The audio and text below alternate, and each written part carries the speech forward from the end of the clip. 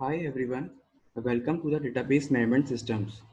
Here we have divided the course into the modules, and each module is about to 10 to 15 minutes. This is the first module. In this module, where we talk about the course syllabus, course textbooks, course outcomes, Bloom's taxonomy, and about DBMS. This is the overall about module outline. Now come to the detail syllabus. अब हम अगर detail syllabus की बात करें तो इसके अंदर हमारे पास कितनी यूनिट्स कवर होती हैं? Total 5 units. It will covers 5 units. The first unit covers the introduction part. First unit के अंदर क्या क्या चीज़ें आएंगी आपकी, जैसे कि हम बात करें कि टोटल हमारा डेटाबेस मैनेजमेंट सिस्टम क्या होता है, कि उसे कैसे हम डिफ्रेंशिएट कर सकते हैं, किसके साथ? फाइल सिस्टम के साथ. बेसिकली हमें ER डायग्राम्स के बारे में पढ़ना होगा, उनके नोटेशंस क्या क्या हैं या कीज़ क्या हैं उसके बारे में जानना होगा. ये सब चीज़ें हमारी किस यूनिट में कवर होंगी? यूनिट 1 में. अगर हम बात करें यूनिट 2 की, तो यूनिट 2 में हमें रिलेशन मॉडल्स के बारे में पढ़ना है और SQL क्वेरीज के बारे में पढ़ना है. बेसिकली स्ट्रक्चर क्वेरी लैंग्वेज, उसके बारे में सारी चीज़ें हमें पढ़नी होंगी. जो उसके बेसिक कॉन्सेप्ट्स हैं उनके बारे में हमें जानना होगा. तो बेसिकली ये सब चीज़ें किस में कवर होंगी? हमारी यूनिट 2 में. अगर हम बात करें यूनिट 3 की, यूनिट 3 में हमें डेटाबेस डिज़ाइन और नॉर्मलाइजेशन के बारे में पढ़ना होगा. कि बेसिकली हम जो फंक्शनल डिपेंडेंसीज हैं उनके बारे में जानना होगा. डिफरेंट टाइप्स के नॉर्मल फॉर्म्स हैं उनके बारे में जानना होगा, और रिडंडेंसीज जो होती हैं उन्हें कैसे रिमूव किया जाए, ये सब चीज़ें हम किस में कवर करेंगे? यूनिट 3 में. अगर हम बात करें किसकी? यूनिट 4 की, तो यूनिट 4 में हम बेसिकली ट्रांजिशन प्रोसेसिंग कॉन्सेप्ट के बारे में जानेंगे. कि बेसिकली हम कैसे कैसे अगर अगर हम बात करें किसकी? रिकवरी की, तो कैसे हम लॉग बेस को रिकवर कर सकते हैं, कैसे डेड लॉग को हैंडल कर सकते हैं, या कैसे डायरेक्ट सिस्टम को कंट्रोल कर सकते हैं. तो ये सब चीज़ें हम किस में जानेंगे? यूनिट 4 में. अगर हम बात करें किसकी? यूनिट 5 की, जो हमारी लास्ट यूनिट है, तो इसमें हमें कॉन्करेंसी कंट्रोल टेक्निक्स के बारे में पढ़ना होगा.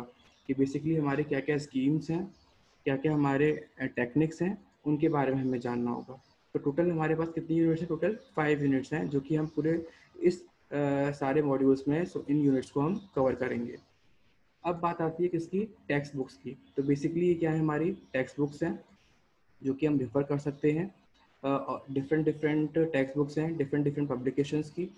तो अगर हमें कोई भी बेसिक कंसेप्ट जानना है डेटाबेस के बारे में, या DBMS के बारे में, या उसके फंडामेंटल्स के बारे में, तो हम इन बुक्स को हम रेफर कर सकते हैं.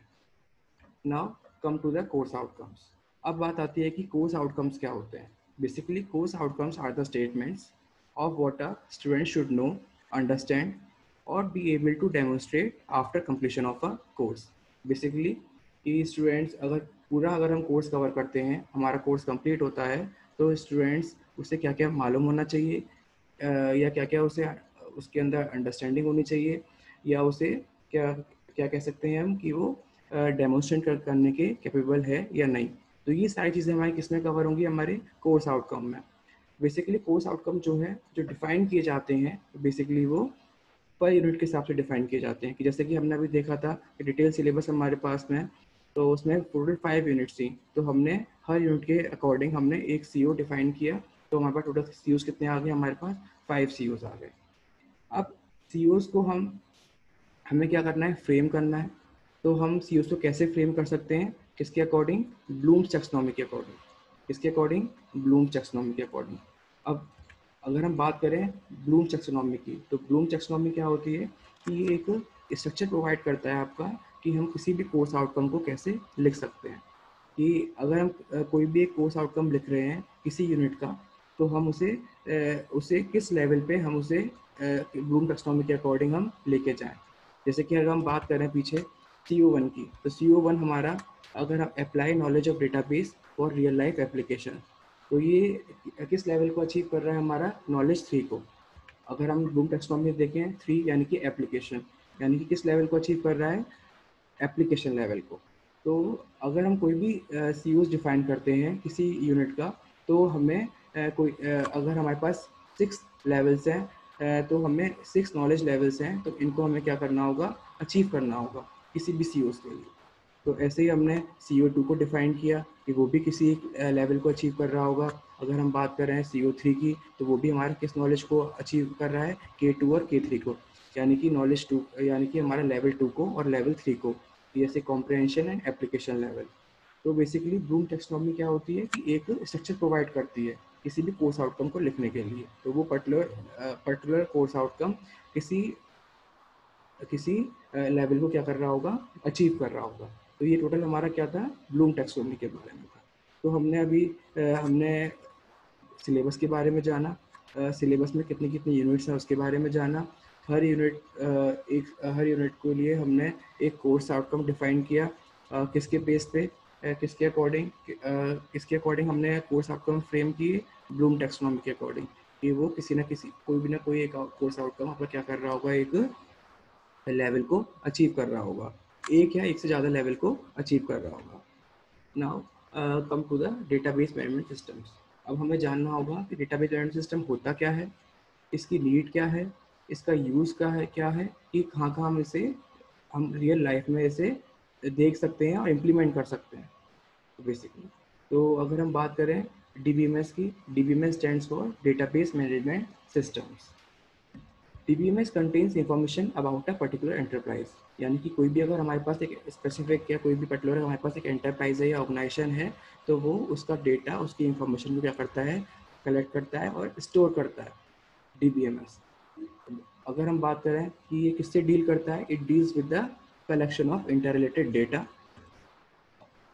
and it can have a set of programs to access and manipulate the data. And the last one is an environment that it presents an environment that is both convenient and efficient to use. तो ये हमारे किसके under आएगा, database management system के अंदर आगे चीज़ें। Basically हम क्या कर सकते हैं कि हम डेटाबेस को डिफाइन कर सकते हैं कि कैसे डेटाबेस के अंदर जो डेटा है हम उसे रिट्रीव करें या कैसे उसके अंदर हम स्टोर करें। तो ये सारी चीज़ें हमें किसमें पढ़नी होंगी, हमें DBMS के अंदर। अगर हम अब बात आती है हमारी किसकी, डेटाबेस एप्लीकेशंस की, कि इसके यूजेस क्या हैं या इसके बेसिक एप्लीकेशंस क्या हैं, कहाँ कहाँ हम इसे देख सकते हैं रियल लाइफ में। तो हमारा जैसे हम एग्जांपल देख सकते हैं कि हमारा बैंकिंग है, कि बैंकिंग में डिफरेंट ट्रांजेक्शन्स होते हैं, रिकॉर्ड्स होते हैं, उनको मेंटेन किया जाता है।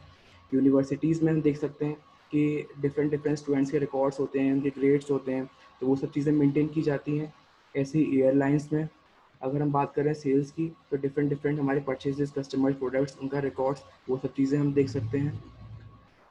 फिर आता है हमारा ऑनलाइन रिटेलिंग, यानी कि अगर हम कोई भी ऑनलाइन शॉपिंग करते हैं, तो उनका जो ऑर्डर ट्रैकिंग होती है, उनका पेमेंट्स होता है, तो उन सब का रिकॉर्ड भी हम क्या कर सकते हैं, मेंटेन कर सकते हैं और स्टोर कर सकते हैं, किसके थ्रू, DBMS के थ्रू।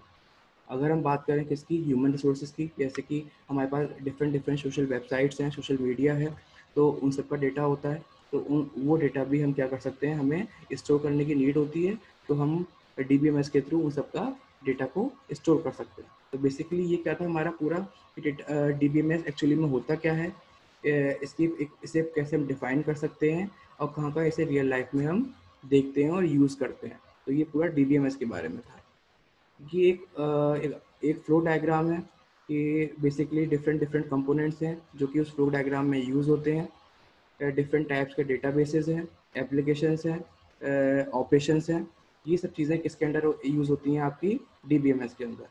डिटेल में चीज़ें हम इसके नेक्स्ट लेक्चर्स में देखेंगे, नेक्स्ट मॉड्यूल्स में देखेंगे। ये अभी हम क्या देख रहे हैं कि DBMS का हम एक ओवरव्यू ले रहे हैं कि बेसिकली DBMS होता क्या है। अगर हम स्पेसिफिक एग्जांपल की बात करें, तो हम एक एग्जांपल ले सकते हैं यूनिवर्सिटी का। ये बहुत बेसिक है, कॉमन एग्जांपल है कि जैसे कि हम कॉलेजेस या स्कूल्स या यूनिवर्सिटीज़ में देखते हैं कि पर्टिकुलर कोई भी अगर हमारा कोई न्यू स्टूडेंट है, ज्वाइन करता है, तो हमें उसका रिकॉर्ड हमें ऐड करना होता है। कि कोई भी अगर कोर्स हमारी यूनिवर्सिटी या कॉलेज या स्कूल के अंदर आता है, तो उससे कोर्स को हमें ऐड करना होता है। या कोई भी फैकल्टी ज्वाइन करती है यूनिवर्सिटी को, स्कूल को या कॉलेज को, तो वो डेटा भी हमें क्या करना होता है, उस डेटा को ऐड करना होता है, किसके अंदर, DBMS के अंदर। ये सब चीज़ें होती हैं। ये अलॉटमेंट्स की हमें नीड पड़ सकती है, तो वो भी हमें करना पड़ता है।